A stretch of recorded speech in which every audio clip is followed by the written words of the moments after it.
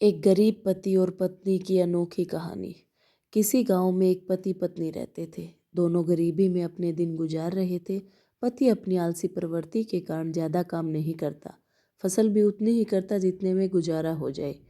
पत्नी उसे बार बार प्रेरित करती, लेकिन पति उसकी बात को अनसुना कर देता। हमेशा मेहनत करने से बचता और अपने भाग्य को कोसता रहता। एक दिन गांव में कोई साधु आया। किसान के पड़ोसी ने उसकी पत्नी को बताया कि साधु बहुत सिद्ध है, लोगों को उनकी समस्या का एकदम सटीक उपाय बताता है। किसान की पत्नी साधु के पास गई। उसने साधु को समस्या बताई। साधु ने कहा, तुम्हारा पति मेहनत नहीं कर सकता, वो आलसी है, उसे परिश्रम का महत्व समझना होगा। पत्नी ने कहा, महाराज मैं उन्हें समझाती हूँ लेकिन वे मानते नहीं हैं। साधु ने कहा, अगर पति मेहनत नहीं कर सकता तो उससे कहो तपस्या करे। अगर स्वर्ग जैसा सुख चाहिए तो स्वर्ग के राजा इंद्र को प्रसन्न करे। साधु ने उसे एक मंत्र और तपस्या की विधि बता दी। पत्नी खुश होकर लौटी और पति को पूरी बात बताई। पति तपस्या के विचार से खुश हो गया। कुछ करना नहीं है, एक जगह बैठना ही तो है। दोनों ने तपस्या शुरू कर दी। शुरुआत में ध्यान साधने और मंत्र जाप में थोड़ी समस्या आई, लेकिन धीरे धीरे ध्यान भी लगने लगा और मंत्र जाप भी अच्छे से होने लगा। कुछ दिनों में दोनों ध्यान में पारंगत हो गए। एक दिन ऐसा भी आ गया जब दोनों गहन समाधि में पहुंच गए। मंत्र फलित हुआ और तपस्या से खुश होकर भगवान इंद्र प्रकट हुए।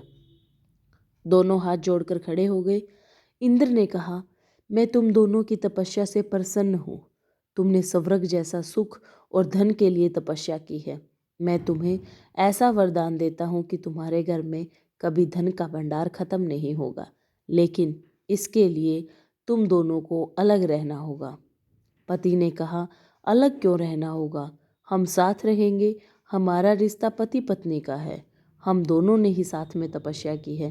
इंद्र ने कहा, इसलिए तुम दोनों को अलग अलग रहना होगा। जिस दिन तुम एक हो जाओगे मेरा वरदान समाप्त हो जाएगा।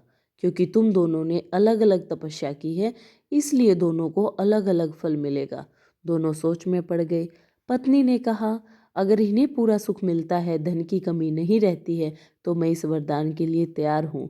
लेकिन पति ने कहा, मैं इससे अलग नहीं रह सकता, क्योंकि इतने दिन की तपस्या में इतना ज्ञान तो मुझे मिल ही गया है कि मेरी पत्नी मेरे सुख के लिए कितनी चिंतित है, और आज भी ये मेरे सुख के लिए मुझसे अलग रहने को तैयार है। ये इतना त्याग कर रही है। और दूसरी बात मुझे ये भी समझ में आ गई कि अगर मैं बैठे बैठे मंत्रों के जाप से भगवान को अपने सामने लाकर खड़ा कर सकता हूँ, तो मैं अगर मेहनत करना शुरू कर दूँ तो अपने आप ही धन का भंडार भर लूँगा। मुझे आपके वरदान की कोई आवश्यकता नहीं है। मेरे लिए इतनी चिंता और प्रेम रखने वाली पत्नी ही मेरे लिए पर्याप्त है। मैं आलस का त्याग कर चुका हूँ, अब मेहनत करूँगा। पत्नी किसान को देखती रह गई। उसकी आंखों में खुशी के आंसू थे। इंद्र ने जवाब दिया, मेरा वरदान खाली नहीं जाएगा। तुम दोनों साथ ही रहोगे और धन भी रहेगा। ये सिर्फ तुम्हारी आंखें खोलने के लिए था। हमारा सबसे बड़ा खजाना हमारे रिश्ते और प्रियजन है।